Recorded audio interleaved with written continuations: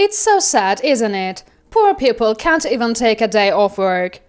It's hard to look at someone so shabby. I really feel for their son, not being able to choose his parents. Poor people should just stick together. Please, don't come near me. I arrived at my son's sports event in my work clothes. Then, one of the mom friends made a harsh comment towards me. I could feel everyone's eyes on me. Little did they know who I really was.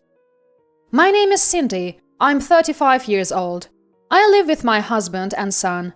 Recently, we went through a big change. Due to my husband's job, we moved to the city. I had moved when we got married, but moving with a family was harder than I expected. Unpacking, setting up furniture and appliances, sorting out utilities, changing the address on my driver's license, the days just fly by. Especially tough was taking care of my son, Chester, while moving. Chester, ever so curious, tries to go off on his own. He doesn't care that it's an unfamiliar place. Hey, where are you going? To the nearby supermarket. You went there yesterday, right? What will you do without any money? Well, it's boring at home. Did you finish setting up your room? You haven't opened all the boxes yet, have you? Not yet, but do that first. Mom's heading to the school now, so have it done by the time I get back, okay? Yeah. Just once is enough for a year. I always tell you that, don't I? Today, I have to go to the elementary school for Chester's transfer process. I always try to be on time, but this morning was so hectic I ended up running to the school. As I neared the school gate, I caught my breath before entering. Walking into the staff room, more than half of the desks were empty, probably because of classes. It's been a while since I've in a staff room. Brings back memories of my school days. Feeling a bit nervous, I checked the seating chart for Chester's teacher. That's when a woman approached me. Can I help you with something? I'm looking for my son's teacher's desk. Oh, it's that one in the corner. Thank you. As I was about to head over, the woman continued. Excuse me, you're new here, right? Looking for a teacher? Do you have a child at this school? Yes, I'm Cindy. We recently moved nearby. I'm here for my son Chester's enrollment. He'll be in 4th grade. Oh, is that so? I'm Sissy. My son is also 4th grade. Maybe they'll be in the same class. Nice to meet you. Nice to meet you too. Though we exchanged greetings, I couldn't help but notice Sissy's expression. Was it my imagination? She seemed to scrutinize me from head to toe as if scoring me. Was there something on my clothes? Or a stray grey hair, perhaps? Then Sissy spoke up. By the way, did you buy that outfit at a dollar store? This? No, it's not from there. Wearing that to school, it's pitiful for your son, Chester, isn't it? He would want his mom to always look nice. I see. This was the first time someone had been so harsh with me. It was a big blow, especially since I was already exhausted. Looking closely, I noticed Sissy was dressed in high-end brands. Unfazed, she continued. There's a bathroom down the hall. Why don't you look at yourself in the mirror? You'll understand what I mean. With that, she left the staff room. I sighed with relief. Then, Chester's teacher approached me. You're Cindy, right? Yes, I'm your son's teacher. Looking forward to working with you. The teacher seemed calm and kind. Sissy, you were just talking to, she's quite a character, isn't she? Unable to affirm or deny, I just laughed it off. She's the PTA president, known around here as the leader of the mom group. Is that so? Yes, she often comes to school without much reason. Seems like she's just showing off her branded clothes and bags. The teacher's troubled expression was memorable. Being a school teacher must be tough.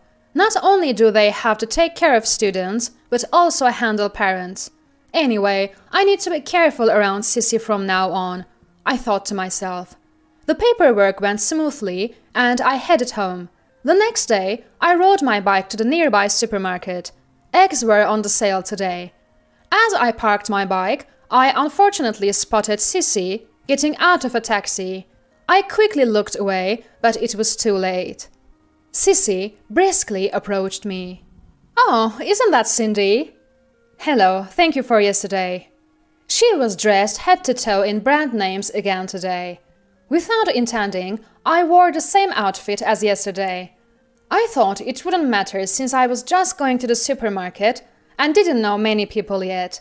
But she immediately began her fashion critique. "Excuse me, are you wearing the same clothes as yesterday?" "Yes." "I'm embarrassed. It's been hectic with the move." "That's just an excuse, isn't it? Can't you dress a bit more decently?" I was lost for words at Sissy's audacity.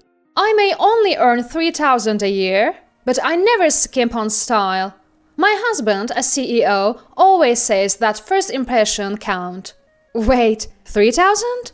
As I stood there speechless, she continued. "Make sure you dress up for next week's sports event. You don't want to be ridiculed, and it affects your child's education too." With that, she clicked her heels and disappeared into the supermarket. I didn't go inside, but instead rode my bike to another supermarket. Everyone has people they dislike. I believe in keeping a distance from such people in interpersonal relationships. While thinking about dinner, I headed to the supermarket. A week later, it was suddenly the day of Chester's sports event. I woke up early and started making his lunch. I planned to pack all of Chester's favorites: chicken nuggets, sausages, sandwiches. I decided to ignore nutritional balance just for today. Imagining Chester's happy face, I diligently packed the lunch. Then I noticed my mobile phone vibrating. Who could it be this early in the morning? It was a call from work. I had a bad feeling. I answered immediately. My hunch was right. There was a problem at work, and it seemed too much for my subordinates to handle alone. I quickly got ready and left for work. Thanks to my subordinates' prompt contact, we were able to solve the problem quickly. But the sports event had already started.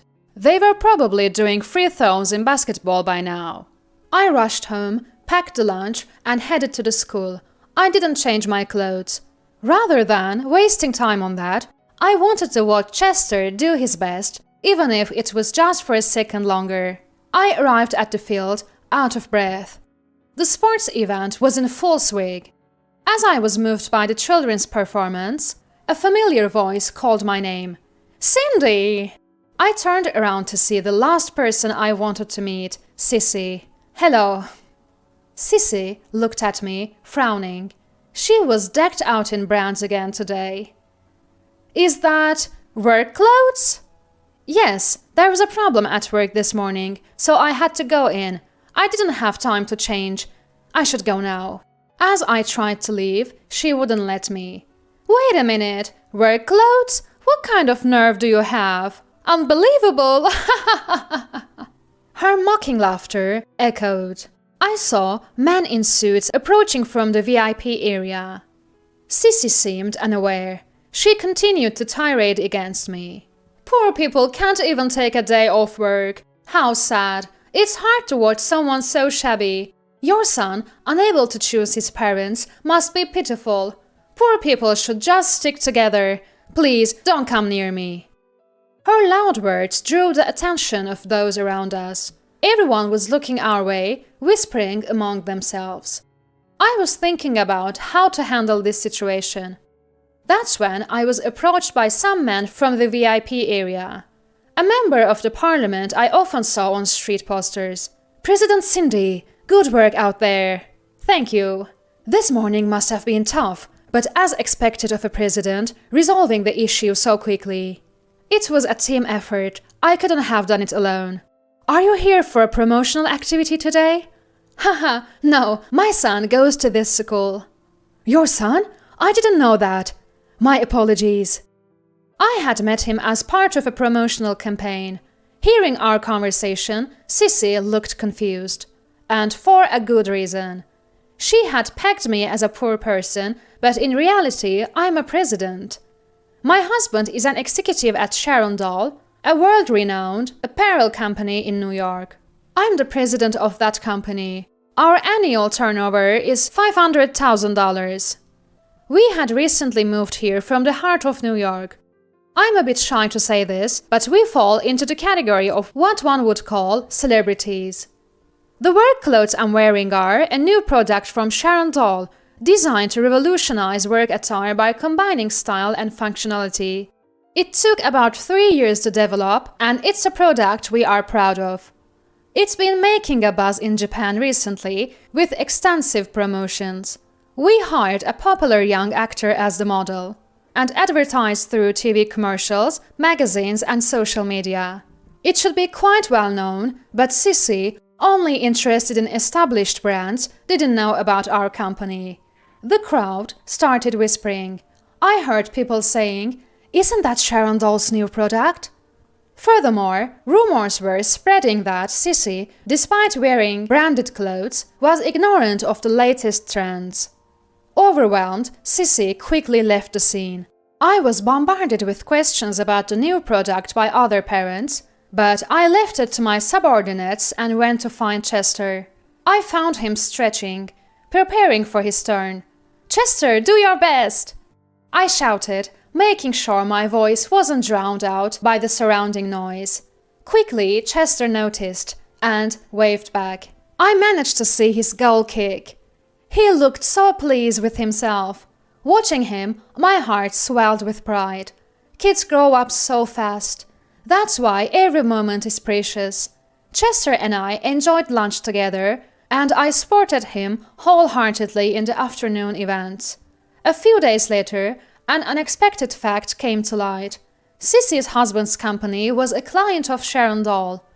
Due to this incident, the contract was terminated.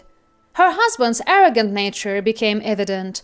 The company took a huge hit, likely struggling to stay afloat in our industry. Once you get a bad reputation, it's almost impossible to recover. And Sissy's public insult to me became an issue with the education board. Someone who had heard our conversation leaked her rant. There were even videos which spread quickly on the social media. Though the faces were blurred, it was obviously Sissy and me. I tried to have it removed multiple times, but as soon as one was deleted, another appeared. I grew tired of this endless cycle. It's a true digital tattoo. Because of that video, Sissy's family lost their place in both the school and the community. They stopped attending school events and eventually moved away. Sissy's family moved away late at night, almost like they were fleeing. I later learned that Sissy hadn't only been targeting me. Apparently, she often made snide remarks to other parents who didn't wear brand-name clothes. She didn't just impose her tastes on others, she also denigrated their characters. The school and other parents had been filing complaints against her. Unintentionally, we all ended up being thanked for driving the Sissy family away.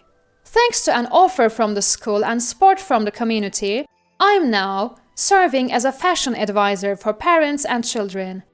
I am thrilled to be able to use my experience and knowledge. Above all, it's great to have the chance to become closer with Chester's friends and their parents. Today, I'm hosting a session on winter outfit coordination at the local community center. I've prepared thoroughly. Though it's not my main job, I'm eager to enhance my experience. As I was eating breakfast, I noticed Chester staring at me. "What's up? You've been looking at Mom." "Mom, you've been really cool lately." "Really? What brought this on?" "I didn't really understand your job before, but now I see your company's clothes on TV, and you're speaking today, right?" "That's right." "Mom, you're amazing. My friends even say your mom is incredible." "Really? That makes Mom happy." Balancing parenting and work is truly challenging. Sometimes I think about spending more time with Chester if I weren't working. But Chester seems to understand something from watching me work. It's been worth it, striving positively as a president, wife, and mother. "Mom's going to keep working hard, so you do your best in your studies, Chester." Okay. Just once for an okay. We finished our breakfast with smiles.